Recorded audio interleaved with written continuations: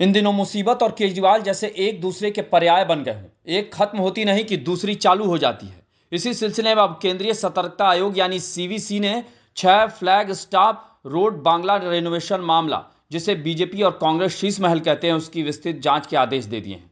यानी पहले शराब घोटाले से जुड़े मनी लॉन्ड्रिंग मामले में केजरीवाल का जेल जाना, फिर बेल पर जेल से बाहर आना, तो ऐसा माहौल बनाना कि जैसे वो भ्रष्टाचारी नहीं बल्कि कोई क्रांतिकारी हो। यही नहीं, खुद को स्वयंभू सीएम मानते हुए आतिशी को इस तरह से सीएम बनाना जैसे दिल्ली का मुख्यमंत्री पद केजरीवाल की अपनी जागीर हो। लेकिन दिल्ली की जनता ने आम आदमी पार्टी की कौन कहे खुद केजरीवाल को हराकर उनके लिए मानो अब मुसीबतों का पहाड़ खड़ा कर दिया हो। दिल्ली हारने के बाद केजरीवाल के सामने एक तरफ पंजाब में अपने आम आदमी पार्टी की सरकार बचाना बड़ी चुनौती हो गई है, तो दूसरी तरफ तमाम मामलों में लटक रही जांच की तलवार से खुद को बचा पाना भी अब नामुमकिन सा हो गया है। यमुना में जहर मिलाने वाले मामले पर क्या होगा ये तो वक्त बताएगा, लेकिन फिलहाल अरविंद केजरीवाल के सामने सबसे टफ इम्तिहान 6 फ्लैग स्टॉप रोड बांग्ला मामले की जांच का सामना करना है, जिसे बीजेपी और कांग्रेस शीश महल बताते हैं। दरअसल सीवीसी ने सीपीडब्ल्यूडी यानी केंद्रीय लोक निर्माण विभाग से इन आरोपों की विस्तृत जांच करने को कहा है। यह आदेश 13 फरवरी को तब जारी किया गया है जब सीपीडब्ल्यूडी की ओर से एक तथ्यात्मक रिपोर्ट प्रस्तुत की गई थी। आपको बता दें कि इस मामले में नवंबर से ही सीवीसी के आदेश पर जांच चल रही थी। जैसा कि अरविंद केजरीवाल जब दिल्ली के मुख्यमंत्री थे तो 6 फ्लैग स्टॉप बंगले में रहते थे और इस दौरान बंगले की रेनोवेशन को लेकर खर्च समेत कुछ और गंभीर आरोप लगाए गए थे, जिसके बाद इस मामले की जांच के आदेश दिए गए थे। गौरतलब है कि 14 अक्टूबर 2024 को बीजेपी विधायक विजेंद्र गुप्ता ने केंद्रीय सतर्कता आयोग यानी सीवीसी से इस मामले की शिकायत की थी। विजेंद्र गुप्ता का आरोप था कि राजपुर रोड पर प्लॉट नंबर 45 और 47 और 2 बंगले 8A और 8B फ्लैग स्टॉप रोड की सरकारी संपत्तियों को ध्वस्त किया गया और उसे नए आवास में मिला दिया गया।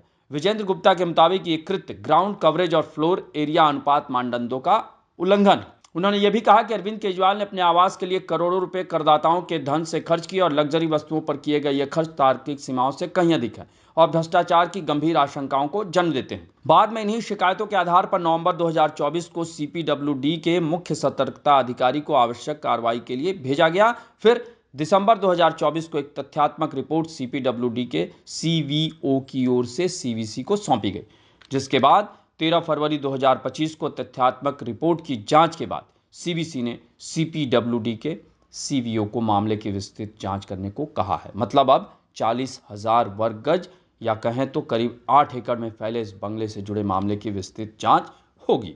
इस बीच सीवीसी जांच के आदेश पर विजेंद्र गुप्ता का कहना है कि शीश महल को लेकर आम आदमी पार्टी और केजरीवाल का भ्रष्टाचार खुलकर सामने आ गया है, क्योंकि सीवीसी ने तथ्यों के आधार पर संज्ञान लिया है। उन्होंने कहा कि सीवीसी को 2 पत्र उन्होंने लिखे थे, जिसमें 2 मामले थे। एक वो जहां पर 4 सरकारी संपत्तियों को मिलाकर एक सरकारी संपत्ति बना दी गई, जबकि दूसरा मामला आंतरिक साज सज्जा यानी सौंदर्यीकरण से जुड़ा है, जिसमें केजरीवाल ने अपने घर को शीश महल बनाया। फिलहाल आम आदमी पार्टी इस सवाल से भाग रही है, जबकि उनको जवाब देना चाहिए। ये विजेंद्र गुप्ता का आरोप है।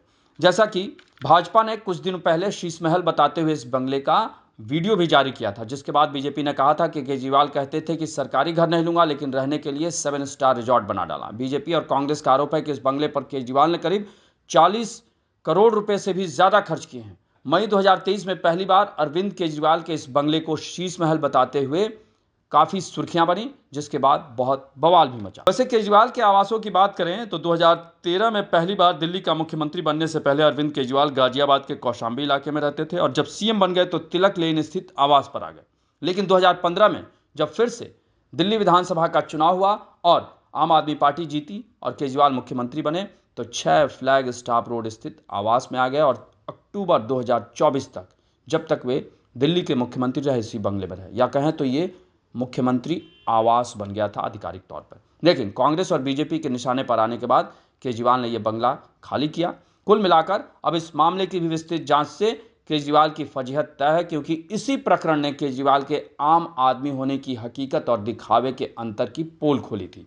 अब यह देखना दिलचस्प होगा कि इस जांच में जो दावे किए गए हैं उसमें कितना दम है और कितनी सच्चाई है, क्योंकि अगर इस जांच में सब कुछ सही पाया जाता है तो फिर केजरीवाल के लिए जनता के सामने खुद को साबित करना और भी मुश्किल हो जाएगा, क्योंकि वो आम आदमी बनकर आए थे और किस तरीके से वो खास हो गए ये अब दुनिया जानती है। आपको हमारी रिपोर्ट कैसी लगी उसे कमेंट बॉक्स में ज़रूर बताएं और इन खबरों से अपडेट रहने के लिए बने रहें हमारे साथ, क्योंकि हम हैं बुलंद भारत।